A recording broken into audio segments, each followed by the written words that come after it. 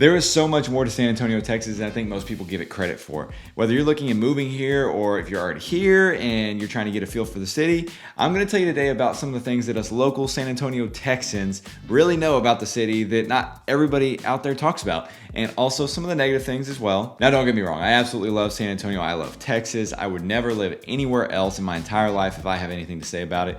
And that is actually in spite of some of these things that I'm going to be talking about, because it's not all sunshine and rainbows, right?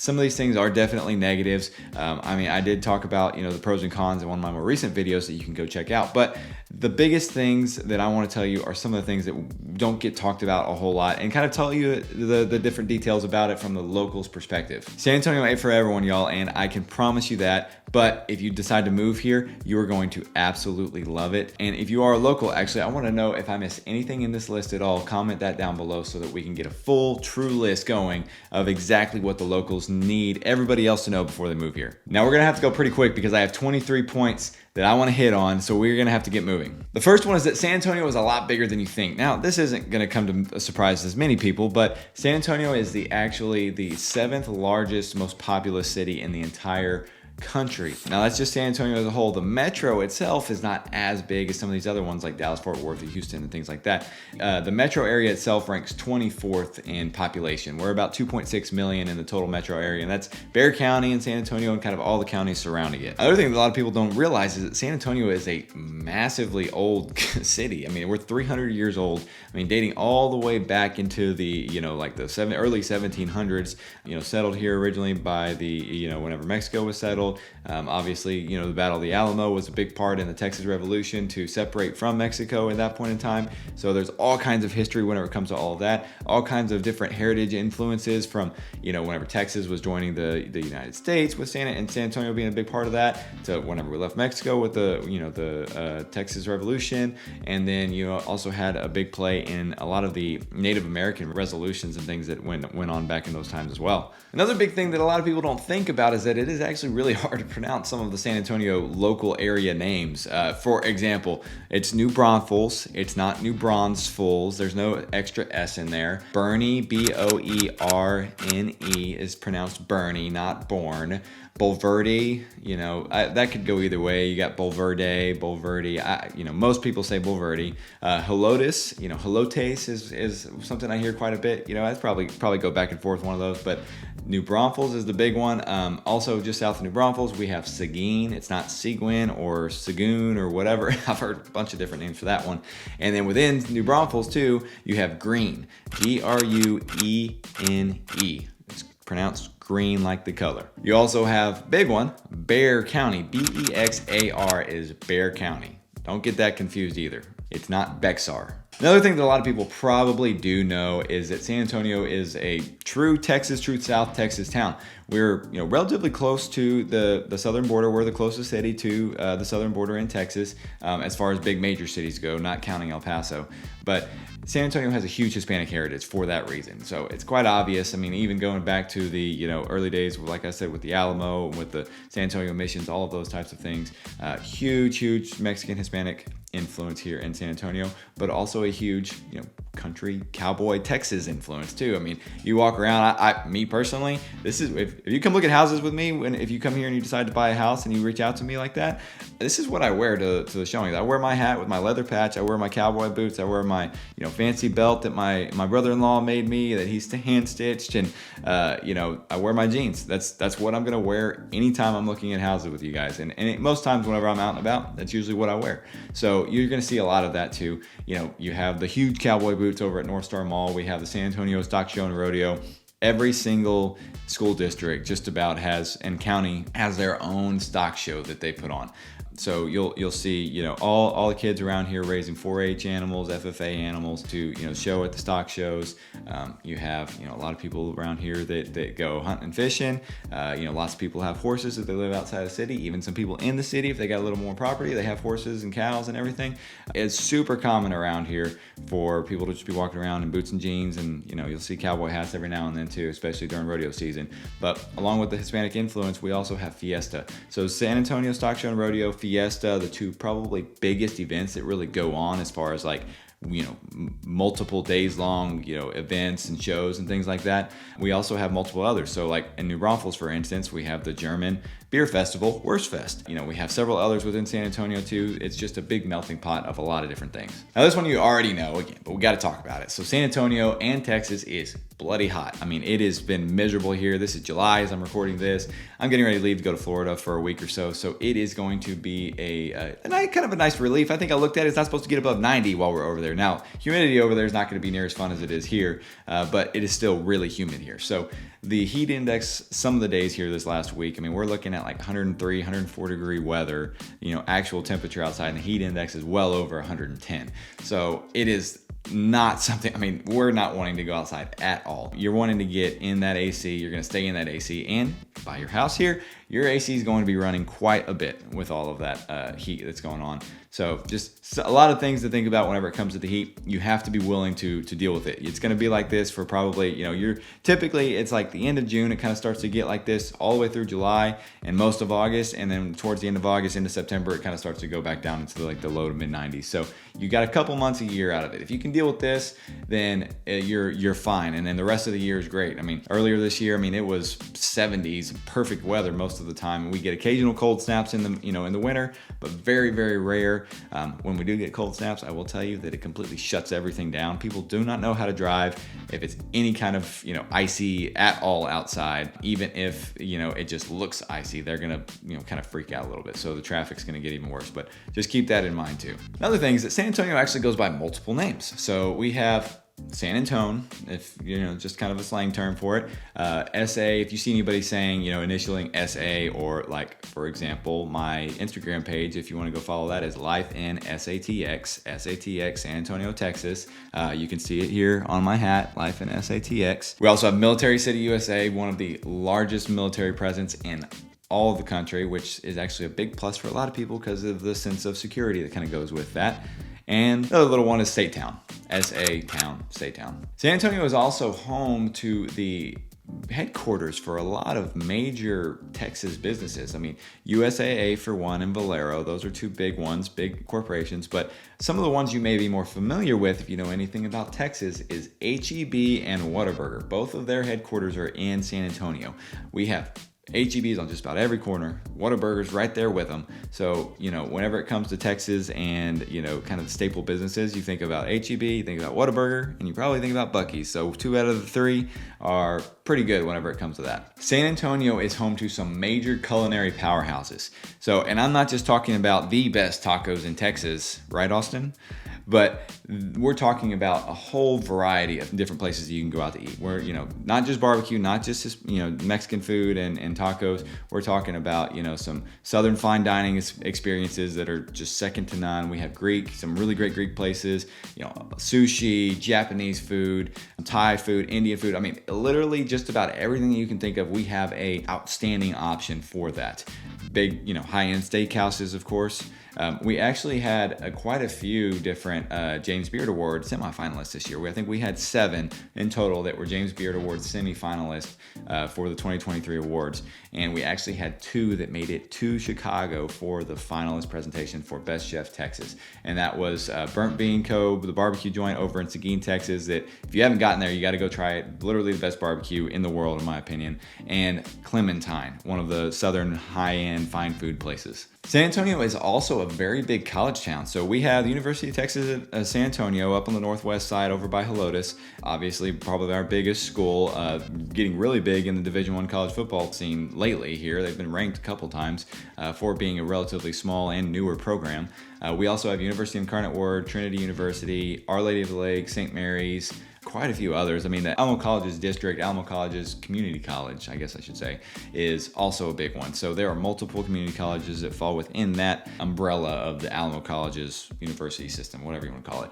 But they're everywhere. They're all over San Antonio. And one of the amazing things that you may not know about is that the Alamo College's Alamo Promise is a program that gives free tuition and fees to anybody that graduates from a San Antonio high school. There's a list of them that qualify for, and there's some other qualifications, but essentially after any other financial aid and everything that you get, they cover all of your tuition to go to any of these colleges for 3 years and get your associate's degree. Absolutely outstanding program that they've put into place here recently, and they're getting ready to even expand it a little bit more from what I've just recently heard. I mean, how many cities do you see doing that for their residents? Now, one of the things to know about is on top of that Alamo Promise, one of the reasons that they can do that is because of our property taxes. So San Antonio's property taxes, like everywhere else in Texas, are pretty high. You're looking at right around an average, I think it's like 2.36% on the property taxes for your homes that you buy around here, which is, I think, relatively good for most big cities whenever it comes to those property taxes. Now, there's other places outside of the city that are significantly lower, but there's also places within the city that are higher too. You know, I know of some places that are kind of in that 2.6-ish and up range. I don't know of any places that are up over 3%. I think there's some places in Houston that are up 3%. Don't quote me on that, but I've heard a couple times different neighborhoods over there, they're like 3.1%. I don't think anywhere in San Antonio is like that. Now, I could be wrong, so comment below if I am wrong, or if you know of some pretty ridiculous high, property tax rates in other cities. Now, whenever it comes to the property taxes, obviously they're high. There's homestead exemptions that you can use. The Texas state legislature actually is getting ready to pass a massive homestead exemption increase that is going to be huge for all of the people of the state of Texas, but it's going to increase the homestead exemption over double it. So it's basically going to save, I think they said almost like $1,500-ish, $1,000 to $1,500, or maybe even a little bit more than that, dollars per year on property taxes for every homeowner that is their primary residence. So that is a pretty outstanding change that we've been looking for a long time. I think there's still room to improve that even more, but it's a great step in the right direction. Now, the property taxes, in addition to being higher, they cover a lot of the stuff. So that's one of the reasons why we can have this Alamo Promise, why we can have this Alamo Community Colleges program that helps pay for some of these things, because property taxes, a portion of that actually goes to fund them. They also go to funding the public schools, and they also go to funding the hospitals, the emergency services district. So all of those things that are things that help make San Antonio so great are things that are funded by the property taxes. So that is, that's one of the benefits of the property tax system being the way it is that it can help to fund those things, whereas in other states they have to pull from other different sources. Now, talking about the hospital, San Antonio is home to some of the best hospitals in the entire state of Texas. It's essentially the hub of South Texas. So if you need, medical care whenever you're in South Texas, all the way down like Corpus Christi in the valley, you come up to San Antonio, and that's kind of where you get your treatment. There's all kinds of different areas that you can go to. You have the medical center over on the northwest side. You have Stone Oak has a ton of different medical centers over there. West side by Fort Sam Houston is where BAMC's at for, the Army base. All kinds of different, hospitals kind of scattered throughout San Antonio, a couple downtown as well, that make for a big industry as well. So if you are in the medical industry, if you're a nurse or if you're a doctor or any kind of physician like that, you could come here and you have a lot of options for getting jobs and moving here. Of course, I've kind of already mentioned it. Military City, USA is what San Antonio is known as. We have 4 large military bases. We have Fort Sam Houston, Lackland Air Force Base, you have Camp Bullis, and you have Randolph Air Force Base. And so all of those combined, actually, I don't know if it's all of those. Actually, I'm second guess myself now.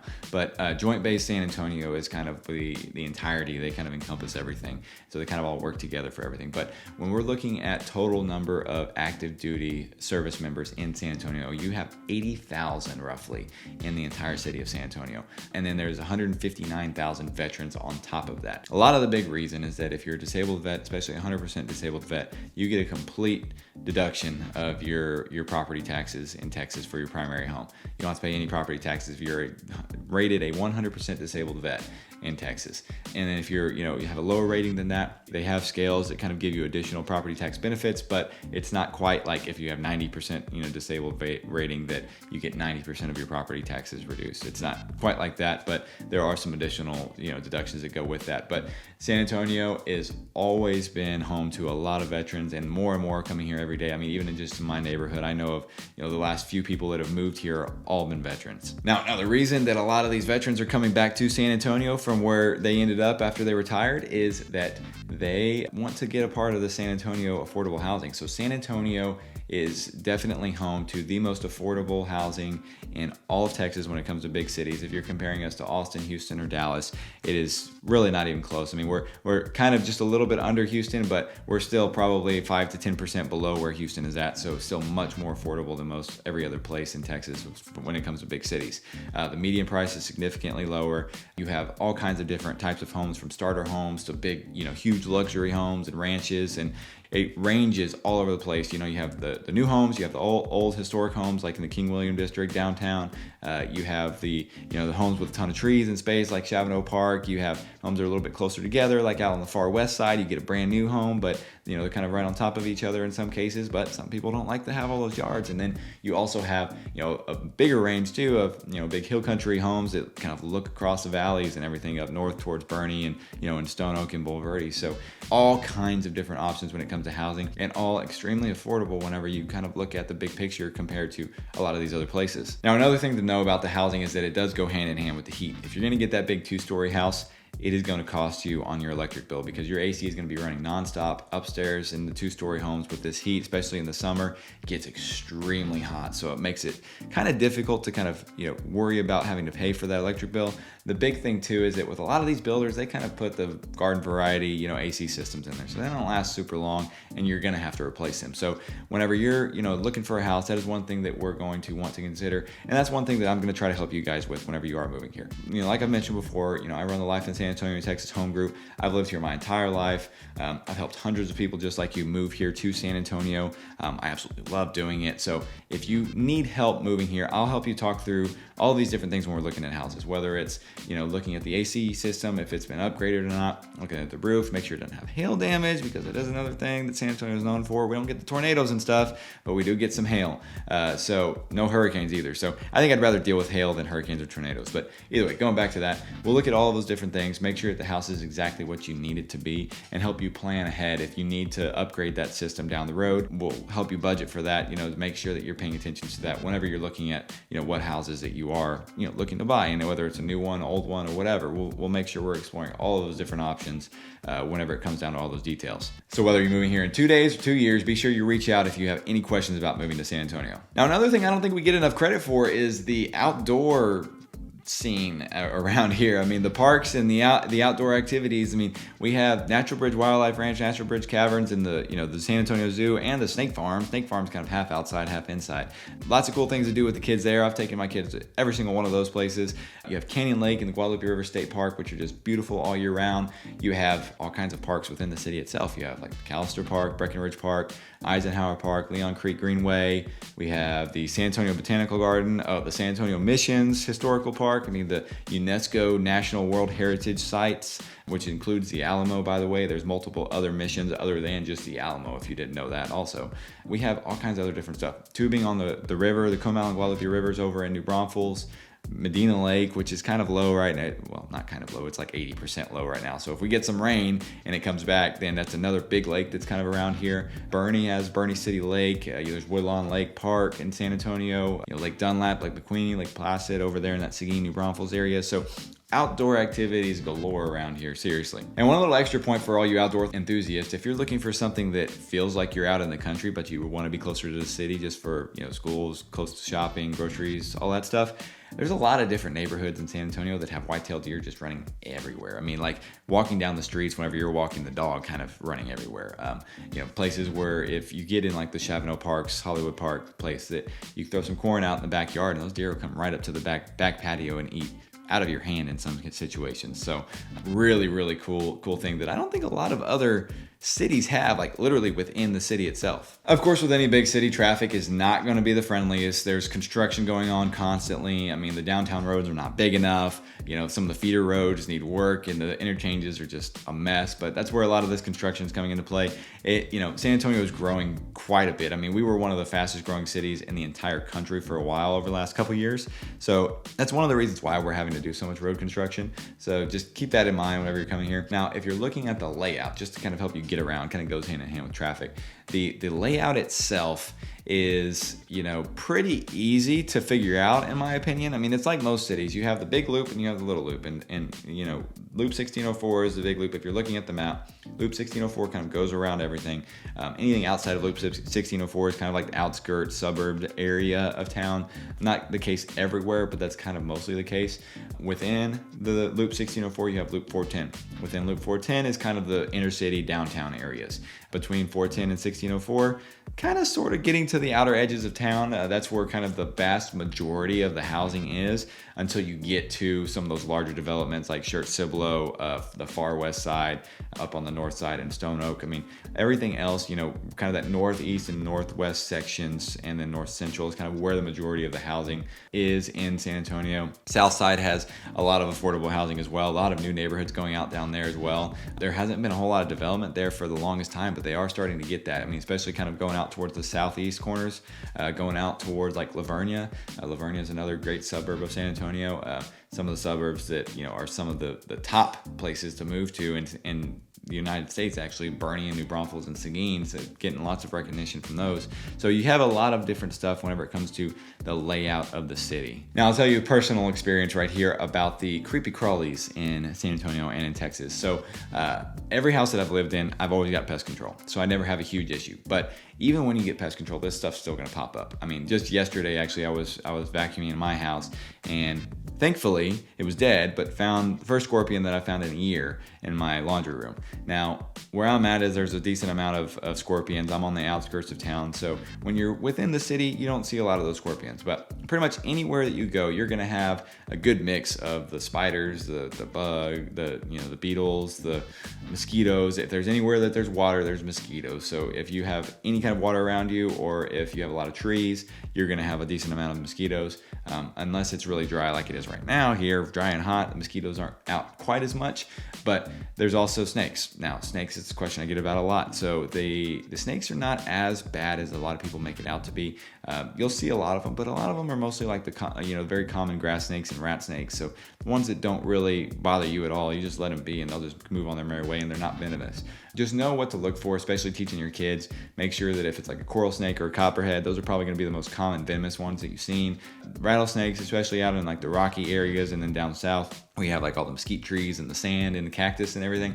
There's going to be a lot more rattlesnakes down south and kind of up in those rocky areas, but in the city itself, you're not going to get a whole lot of it. The biggest thing that to worry about is the scorpions and the spiders, in my opinion. I think that if you get your house treated by pest control every quarter, get on a good regimen for that, you're going to be completely fine. Just about everything that I find in my house right now is dead, and I have 4 acres, so I don't have any other houses around me. And it's nice for us, that we don't have to worry about them inside the house. We see plenty of them outside. The chickens take care of a lot of them in the yard, but the creepy crawlies for sure are definitely something that people worry about when moving to San Antonio. Now, another thing that San Antonio doesn't get a whole lot of credit for, because we don't have as much shopping as say like the Houstons and Dallases of the world, but those are major metro areas, so they just tended to have more development when it comes to that kind of stuff. But we still have some really, really good shopping opportunities. And the good thing is about San Antonio that it's easy to get across town. I mean, it's 45 minutes or so. If you're within the city of San Antonio, it takes 30 minutes to get anywhere. So it's not a long drive at all. Whereas I know in Houston, you got to go like an hour and a half, 2 hours in some cases to just get across town if you're on the opposite end. Same thing for Dallas-Fort Worth area.